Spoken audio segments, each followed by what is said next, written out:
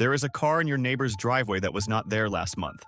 Same street, same houses, same jobs, and one new car. And nothing about that street got richer, except one house. Here is the strange part. That car is about to cost the other houses money, not the family who bought it, the families who watched it arrive. You do not have to win anything for this to land on you.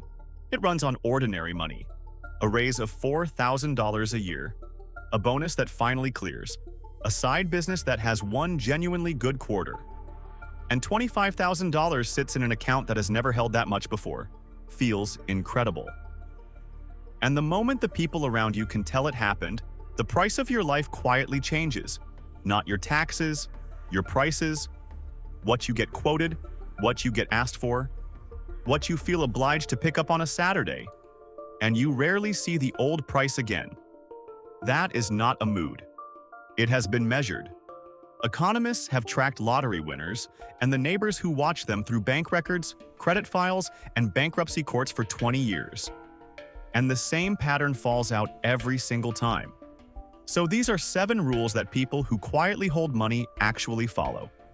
Not habits, not vibes. 7 rules ordered by what breaking them costs, with a real number attached to every one of them. And Rule 7 flatly contradicts the first 6. On purpose. Quick friendly note before Rule 1. Everything here is for educational purposes only, and it is not financial advice. It is simply what the research found. Rule 1. Never name the number. The tell is tiny. Somebody asks how the year went, and a figure comes out of your mouth. A salary. A balance. What the house would go for now. It feels like honesty. It is actually pricing information, and you just handed it over for free. Here is what happens next.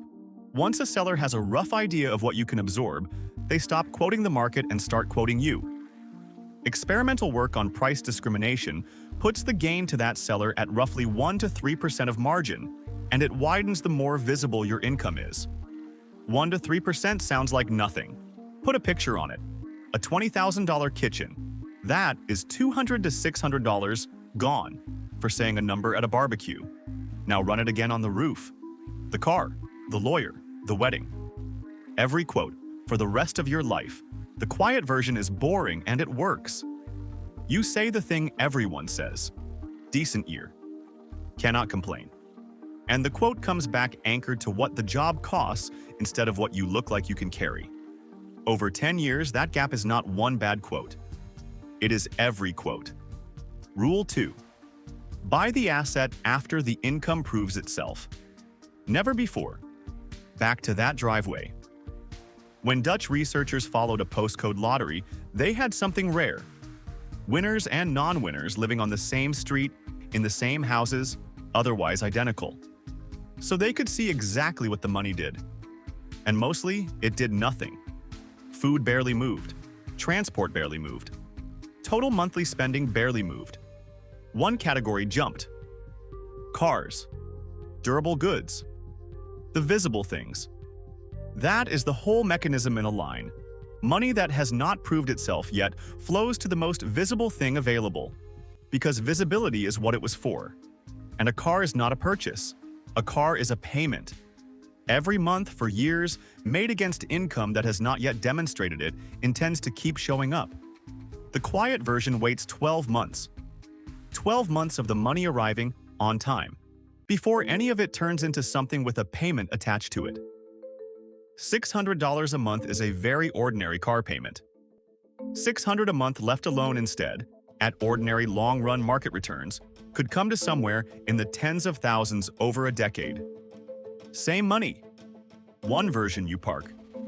The other one keeps growing while you sleep. Rule 3.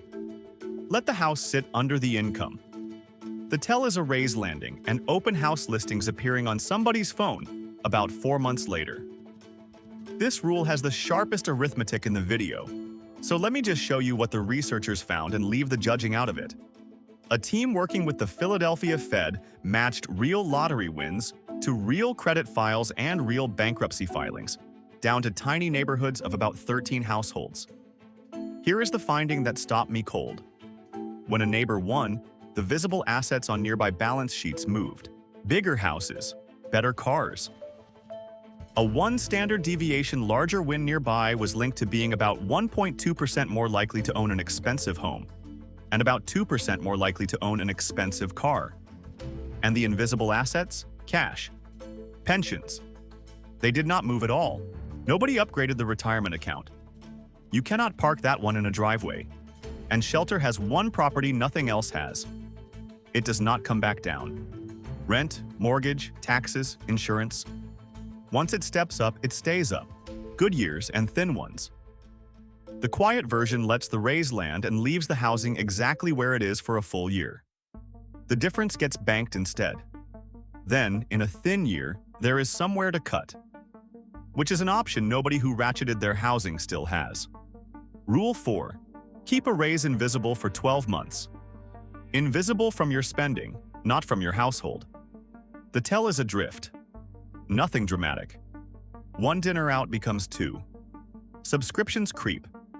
The baseline just rises to meet the new number quietly until the raise is gone and nobody can point to where. That same Philadelphia Fed credit data caught the drift with a timestamp on it. Where a nearby lottery prize was 10% larger, neighbors carried credit balances running roughly $134 higher by the second year, and mortgage balances roughly $165 higher. Small numbers. Look again at what they actually are.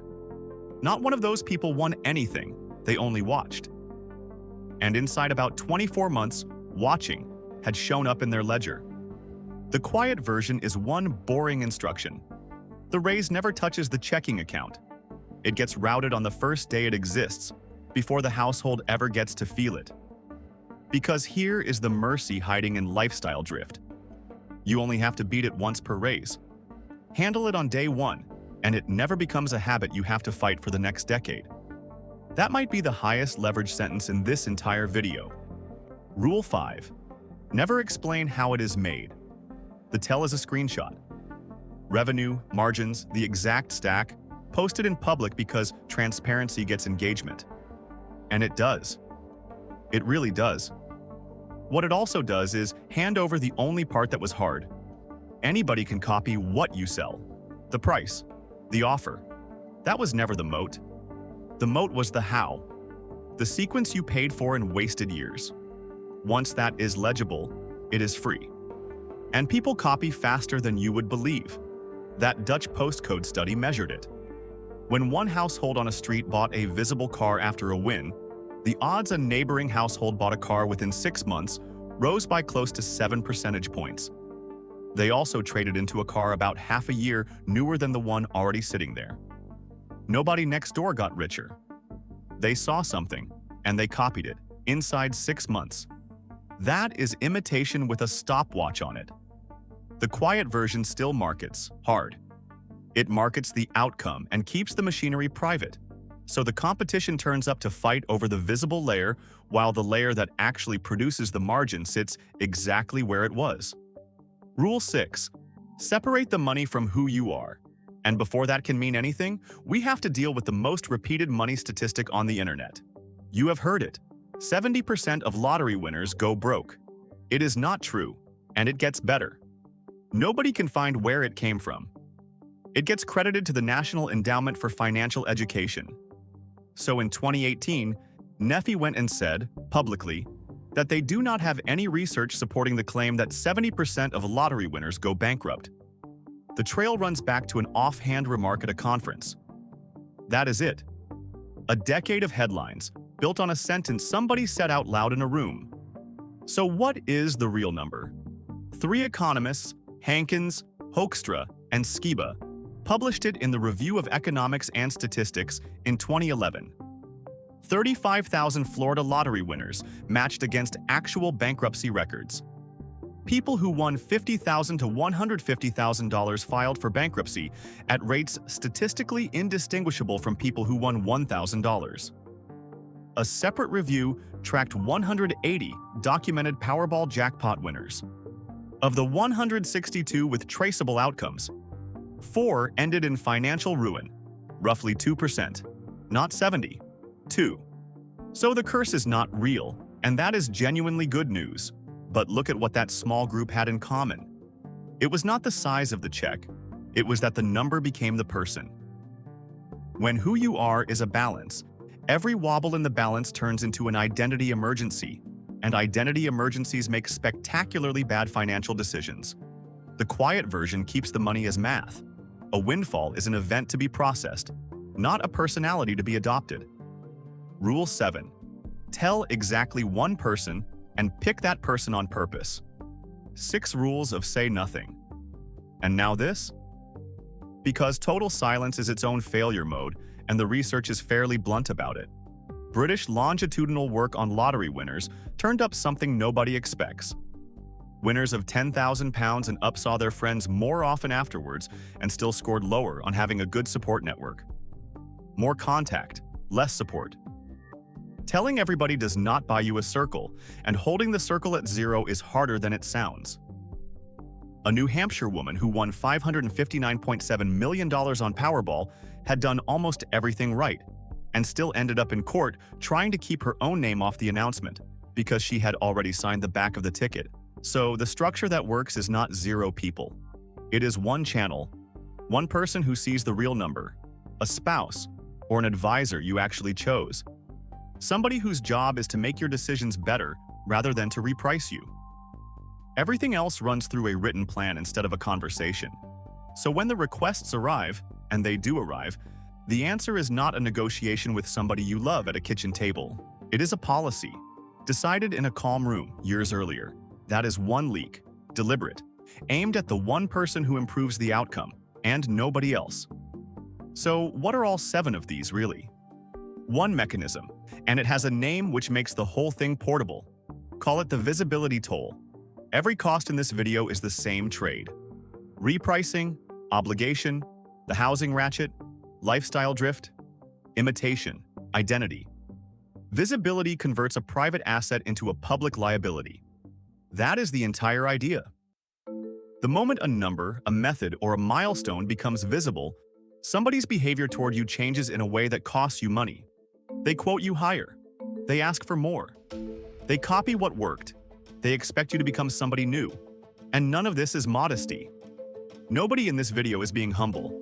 They are refusing to pay the toll before they have to, which leaves you one test you can run on any disclosure for the rest of your life. Does this specific person, hearing this specific number, make my decisions better? Or just make my life more expensive? That is the whole video. In one question, I ran it on myself this week, back across the last 12 months. I found 2 places where I had already said the number out loud. Both of them were quotes. Both came back high. I have fixed one of them already. So here is the one thing worth doing before tomorrow night, and it costs nothing. Write down the last 3 people who could name your number. Not guess at it. Name it. Salary, balance, what the business really did. Then, beside each name, run the test. Better decisions or more expensive life? And if all 3 come back clean? Brilliant. You just learned something almost nobody bothers to check. Tell me which one you have already broken. Rule 3 gets most people. Rule 1 gets everybody at least once. And tell me straight, do you want more of this? How quiet money actually behaves? Or would you rather I got back to the boring business lists? I read them, and it decides what goes up next Thursday.